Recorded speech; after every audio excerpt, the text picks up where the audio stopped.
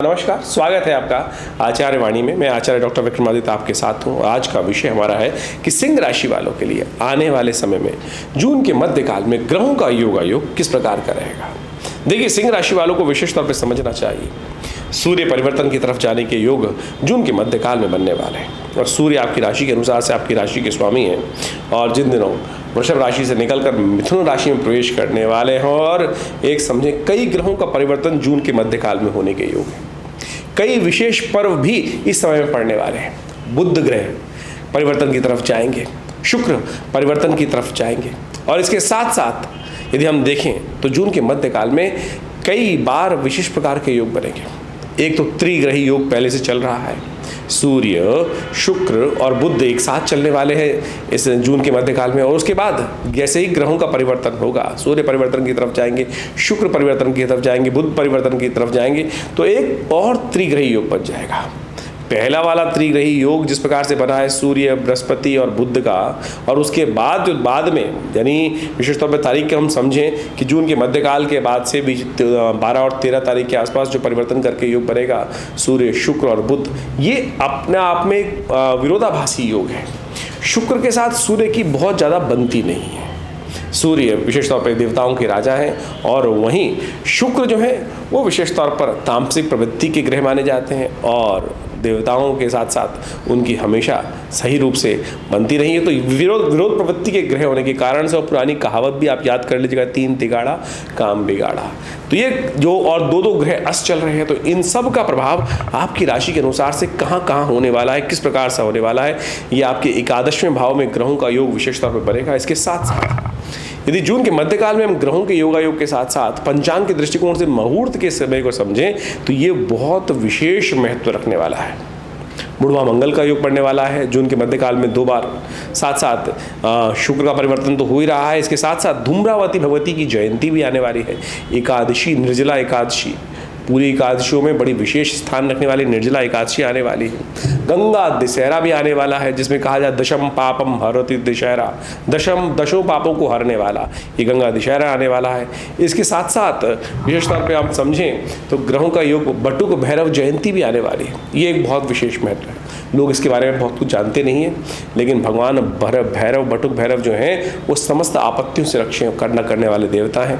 तो इन सब का प्रभाव, इन सब मुहूर्तों को कैसे आप अपने जीवन में शुभ योग बना सकते हैं, ग्रहों का प्रभाव आपकी राशि के अनुसार से कहाँ क्या होने वाला है, उन सब के बारे में आज विशेष तौर पर हम बात करने वाले हैं। और ग्रहों का परिवर्तन क्या कुछ आपके लिए करने वाला है, इस सब संबंध में आपको समझाने भी वाले हैं। सबसे पहले हम बात कर लेते हैं, यदि तारीख के हिसाब से हम आरंभ करें तो विशेष तौर पर 11 तारीख की 11 जून को मंगलवार है, जेठ का महीना चल रहा है और साथ साथ मंगलवार के साथ साथ शुक्ल पक्ष की पंचमी तिथि है और सिंह राशि में चंद्रमा परिवर्तन की तरफ जाएंगे, लेकिन रात्रि में जाएंगे, सुबह कर्क राशि में रहने वाले हैं। और इसके साथ साथ एक बात और ध्यान रख लीजिएगा, इस दिन अश्लेषा नक्षत्र विद्यमान है और बुढ़वा मंगल है और साथ साथ ये बड़ा विशेष योग बन रहा है।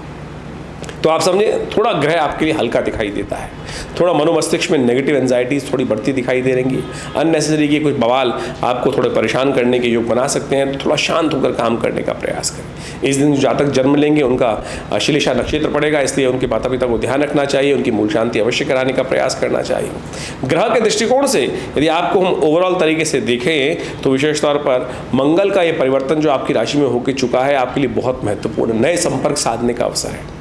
नए राजनीतिक क्षेत्रों में कार्य करने के लिए सिंह राशि वालों के लिए बहुत महत्वपूर्ण समय दिखाई देता है। इसको आपको सही से यूटिलाइज करने का प्रयास करना चाहिए। ये समय बहुत भाग्य से आया है। बुढ़वा मंगल का योग पड़ रहा है और ऐसे में बुढ़वा मंगल विशेष तौर पे आप समझें तो बड़ा सुंदर रहेगा। हनुमान जी को प्रसन्न कर आप मंगल की शक्ति को और बढ़ा सकते हैं और मंगल इस वक्त आपकी भाग्य में भाग्य जगाने के लिए बैठे हुए हैं। तो श्रद्धा से सुंदरकांड का पाठ करें, हनुमान जी को स्तवन करें। हमने भी विवेकानंद योगाश्रम में इस दिन सुंदर कार्य रखा है, सुंदरकांड का सुंदर पाठ रखा गया है। जेठ का बुढ़वा मंगल जो पड़ रहा है ये विशेष तौर पर समस्त आपत्तियों से रक्षा करने वाला पर्व है, हनुमान जी को प्रसन्न करने वाला पर्व है। और देवता चित्त न धन ही हनुमत से ही सर्व सुख करही, शास्त्र में कहा गया है ना। तो सुंदर तरीके से इस बुढ़वा मंगल को खाली मत जाने दीजिएगा।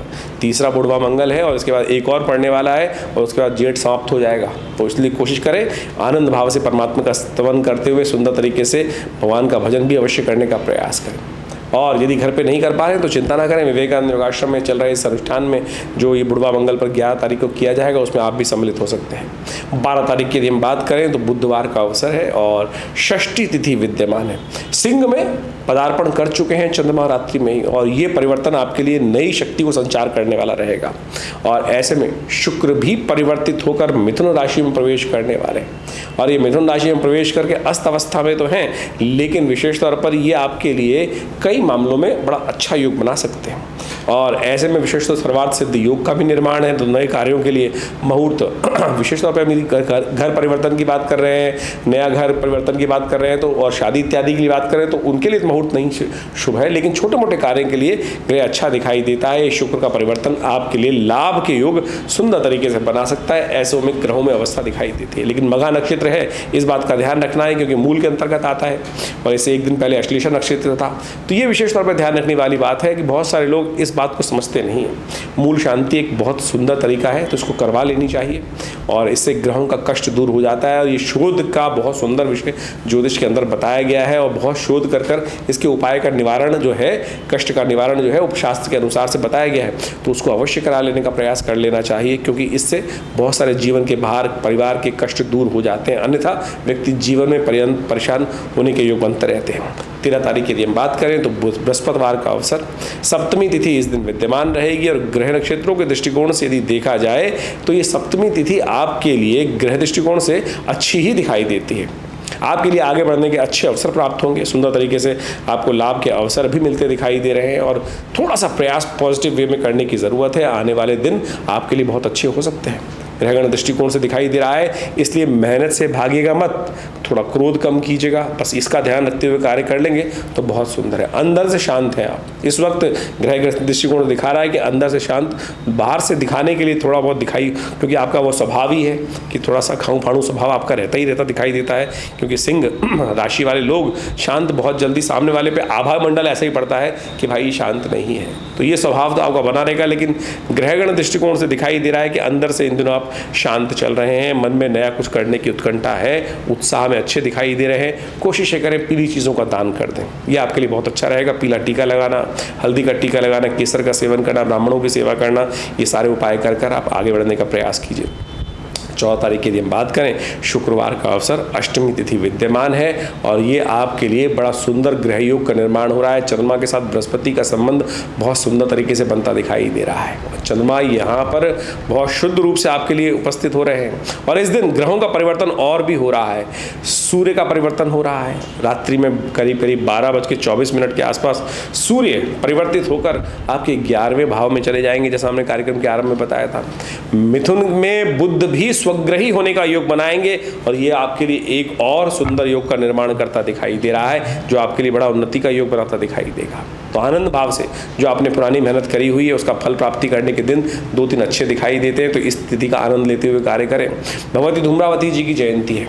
कई कष्ट ऐसे होते हैं जीवन में जो एक बार आ जाते हैं और बहुत देर तक कष्ट देने के योग बनाते हैं, जैसे आपका किसी से झगड़ा चल रहा है, तो ऐसे में माँ भगवती का, धूम्रावती का एक ऐसा दिव्य प्रयोग शास्त्र में वर्णित है कि यदि ऐसे मुकदमों के समय में इस सुंदर तिथि में माँ भगवती की सुंदर तरीके से पूजा कर ली जाए तो कई प्रकार से कष्ट दूर होने के योग बन जाते हैं। भगवती का एक मंत्र है, सर्वा बाधा प्रशमनम त्रैलोक्य, जो 11वें अध्याय में आया है, और उस मंत्र बाधा का, उस मंत्र का उपयोग कर आप बहुत सारे कष्टों को दूर करने के लिए तांत्रिक दृष्टिकोण से उसका उपाय कर सकते हैं। हमने देखा है कि रिजल्ट आते हैं और बहुत सुंदर तरीके से विजय प्राप्ति के योग बनते हैं। एक बात और ध्यान रखिएगा, संक्रांति इस दिन नहीं पड़ेगी। सूर्य का परिवर्तन हो रहा है, रात्रि में 12:27 के बाद परिवर्तन होने का योग बन रहा है, तो संक्रांति का पुण्य अगले दिन माना जाएगा। और मिथुन की संक्रांति बड़ी अद्भुत होती है।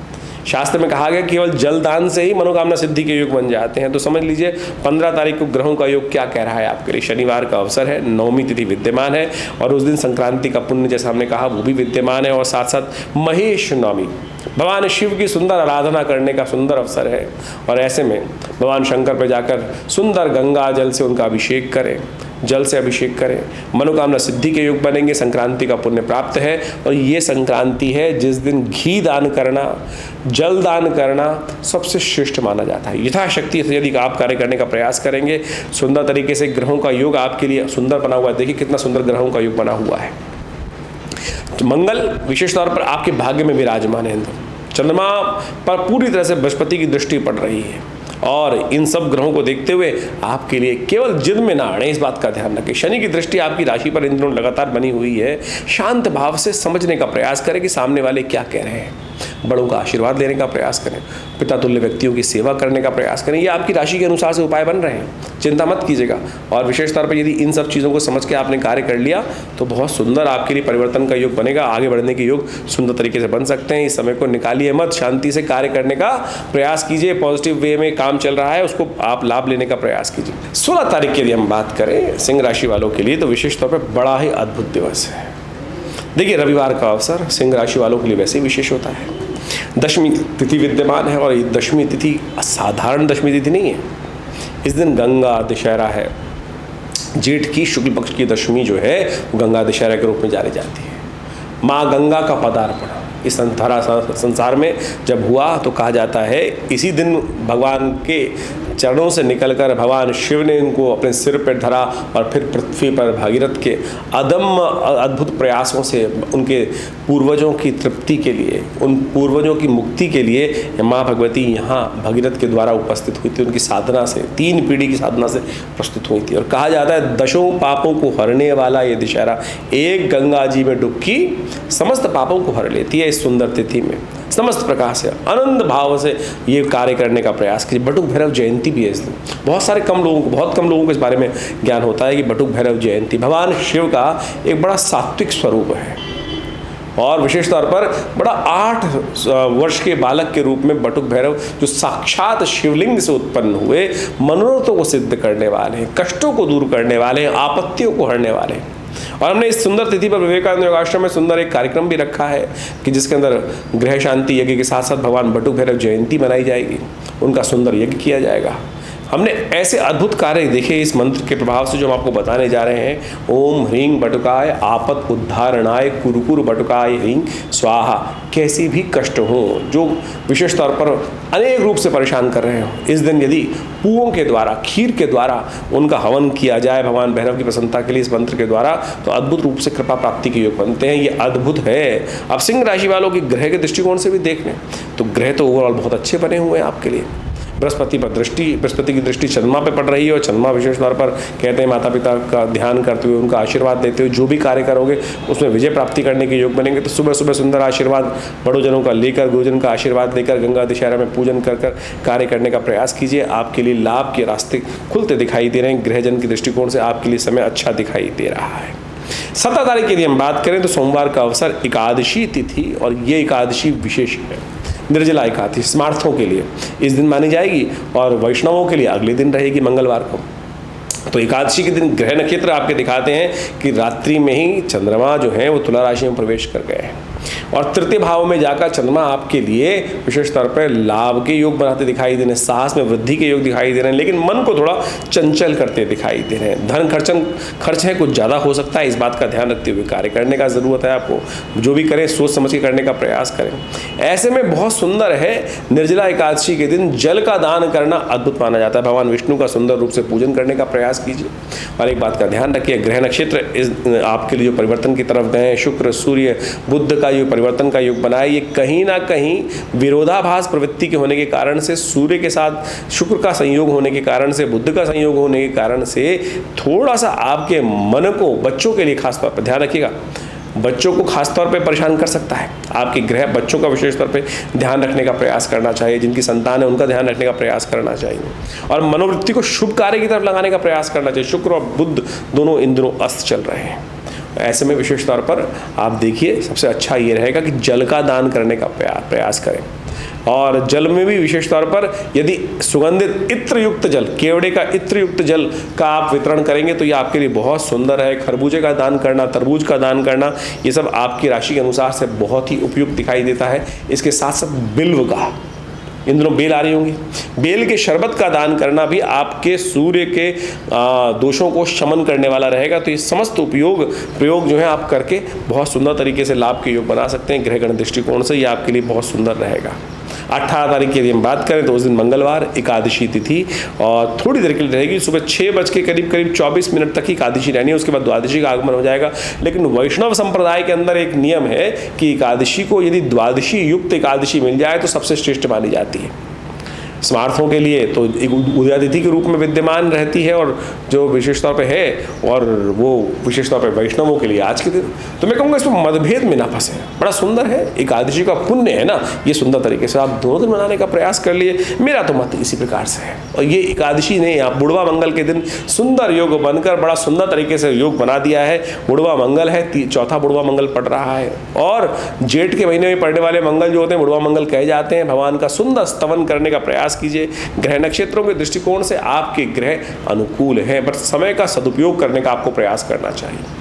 ग्रह दिखा रहे हैं कि आपके मित्रगण आपके समय को बर्बाद करने के लिए, आपके सुंदर लाभदायक समय को बर्बाद करने के लिए अनेक कार्यों में आपको फंसा सकते हैं। आपके बॉस लोग, आपके मित्र लोग, आपके रिश्तेदार लोग, इसलिए आपको बड़ी सोच समझ के कार्य करने का प्रयास करना चाहिए। शनि महाराज इन दिनों विशेष तौर पर राहु के साथ जिस प्रकार का एक विशेष योग बनाते दिखाई दे रहे हैं, आपके सप्तम और अष्टम भाव में बैठकर ये आपके पैरों में चक्कर लगा रहे हैं, एक जगह स्थिर होने नहीं दे रहे हैं। बहुत जल्दी रहेगी बोलने में, कुछ कट जाने कोई बिना सोचे समझे ही मुख से कुछ निकल जाएगा और फिर उससे बवाल बनने की तैयारी हो जाएगी। तो ऐसे में शांत रहते हुए कार्य करें। हनुमान जी से प्रार्थना करें इस बुढ़वा मंगल पर कि आपके लिए सही रूप से शनि महाराज को शांत करें, राहु केतु के दुष्प्रभाव को आप कुंडली शांत करें। इसलिए बुढ़वा मंगल पर हनुमान चालीसा का सुंदर पाठ करें, सुंदरकांड का पाठ करें। और ये जेठ का महीने में तो सुंदरकांड का पाठ अद्भुत है, भगवान की भक्ति से मिलन करने का भगवान हनुमान जी का सुंदर योग है। तो इसलिए भक्ति से ही, जब हम भक्ति की शरण में चले जाते हैं तो भगवान की संतान बन जाते हैं। तो सुंदर हनुमान जी जब भक्ति से मिलने गए, माँ सीता से उनका मिलन हुआ, तभी वो भगवान के पुत्रवत रूप में उपस्थित हुए। तो भगवान ने तो उससे पहले उनको सुत नहीं कहा था। तो सुंदर तरीके से इस सुंदर आयोजन पे आप भाग लेने का प्रयास करें। हमने विवेकानंद योगाश्रम पे इस सुंदर तिथि पर बड़ा सुंदरकांड का पाठ रखा है, आप भी घर पे करिए। नहीं आ पा रहे हैं तो आश्रम में सहयोग जब जुड़ जाइए, अपने नाम से कराइए। देखिए ईश्वर की कृपा से लाभ के योग बनते दिखाई दे रहे हैं। बहुत सुंदर तिथि है और ये फिर 1 वर्ष बाद ऐसा योग बनेगा। बहुत पता नहीं एकादशी पड़ेगी नहीं पड़ेगी उस दिन, लेकिन इस दिन एकादशी भी पड़ गई है तो और साथ साथ सुंदर योग बन गया है, तो इसका पूर्ण लाभ लेने का आपको प्रयास करना चाहिए। 19 तारीख का अवसर, बुधवार का योग, द्वादशी तिथि है और साथ साथ प्रदोष का योग बन रहा है। चंद्रमा बदल रहे हैं अपनी चाल को और चंद्रमा जा रहे हैं बृहस्पति के सामने, लेकिन थोड़ा मनोमस्तिष्क में क्षीणता आ सकती है। लाभ के योग बनेंगे अवश्य, ये चिंता मत करिए आपकी राशि के अनुसार से, लेकिन थोड़ा मनोमस्तिष्क नेगेटिव रहता दिखाई दे रहा है। इसको अपने मनोबल को बढ़ाना पड़ेगा। कई बार क्या होता है कि हमें उम्मीद नहीं होती और लाभ के योग बनने पर तैयार होते हैं, और ऐसे में उम्मीद मन में पता नहीं क्या था, नेगेटिव भाव आ रहे हैं। तो ये दिन इस प्रकार का है कि मन में नेगेटिव भाव उत्पन्न होते दिखाई दे रहे हैं, लेकिन चिंता ना करें, सफलता आपके पास तैयार खड़ी है। यदि आप आनंद भाव से, प्रसन्नता के साथ उस जो स्वाद लेने का प्रयास करोगे तो इस बात का ध्यान रखें, आप अपनी जड़ता में फंसे हुए हैं। शनि महाराज जो आपकी राशि के अनुसार से आपके लग्न को देख रहे हैं, वो कहीं ना कहीं जड़ता दे रहे हैं, तो उसको त्यागने का प्रयास कीजिए। लगे रहिए, सही दिशा में चल रहे हैं, चिंता ना करें, लाभ गारंटीड है दृष्टिकोण से। प्रदोष है बुद्ध प्रदोष, कोशिशें करें, शिव का स्तवन करें शाम के समय बिल्वपत्र के द्वारा। ओम नमः शिवाय। शास्त्र कहता है त्रिदुलम त्रिगुणाकारम त्रिनेत्रम च त्रिधायुधम त्रिजन्म पाप संहारम बिल्वपत्रम शिवार्पणम अखंडैव बिल्वपत्रै च पूजये शिवशंकरम कोटिकन्या महादानम बिल्वपत्रम शिवार्पणम। ये प्रदोष है, यदि बुद्धि में सही समय पर सही समय आ जाए तो बहुत ज़रूरी है। देखिए बुद्ध इन दिनों अस्त चल रहे हैं, बुद्धि कहीं ना कहीं ट्यूबलाइट की तरह काम करेगी, पुराने वाली ट्यूबलाइट कि जलती बुझती बेचारा लेट आया।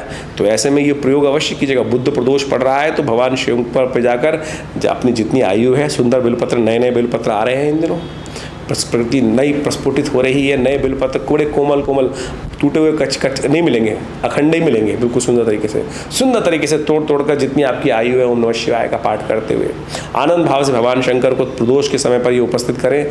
देखिए बुद्ध के समस्त दोष हरकर भगवान आपकी कृपा करके आपके लाभ के योग सुंदर और बढ़िया बनाते दिखाई देंगे। इसका सुंदर लाभ लेने का प्रयास कीजिए। 20 तारीख का अवसर, बृहस्पतिवार का दिन, त्रयोदशी तिथि है और उसके बाद चतुर्दशी का आगमन हो जाएगा। ग्रह नक्षत्र आपके लिए अनुकूल बने हैं, चिंता ना करें, आनंद भाव से आपको काम करने का प्रयास करें। नए संपर्क साधने का सुंदर अवसर आपकी राशि के अनुसार से इन दिनों सुंदर तरीके से बनता हुआ दिखाई दे रहा है। आशा करते हैं आप इसका पूर्ण लाभ लेने का प्रयास करेंगे। ज्योतिष एक बहुत गूढ़ विषय है। ज्योतिष के 2 भाग हैं, एक गणनाएं हैं और दूसरा उसका फलित भाग है। भारतीय संस्कृति ने, भारतीय ऋषि मुनियों ने, मनीषियों ने जो पौराणिक काल के अंदर और उपनिषद काल के अंदर इस ज्योतिष विज्ञान को पंचांग के साथ जोड़ते हुए, एस्ट्रोनॉमिकल पॉइंट ऑफ व्यू से जोड़ते हुए गणित को फलित के साथ जोड़ा और कई अपने अनुभवों से ऐसे उपाय शास्त्र में वर्णित किए जिनको हम आज उत्सव मुहूर्तों के रूप में जानते हैं। ये उत्सव वास्तविक तौर पर मुहूर्त है।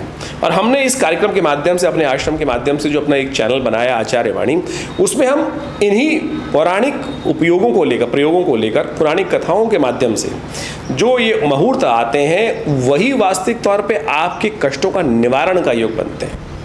देखिए, समझ लीजिए एक बात खास तौर पर, विशेष तौर पर, ये जो मुहूर्त हैं, जैसे इस अभी आने वाले इन 10 दिनों में गंगा दशहरा, बटुक भैरव जयंती, धूम्रावती जी की जयंती, ग्रहों का परिवर्तन का योग, संक्रांति, एकादशी, ये सब जो पड़ रही हैं, ये विशेष तौर पर ये वो सुंदर मार्ग हैं, सुंदर वो मुहूर्त हैं जिनमें एक छोटा सा कर्म यदि सही दिशा में कर लिया जाए तो उसका कई गुना अधिक प्रभाव उत्पन्न होता है।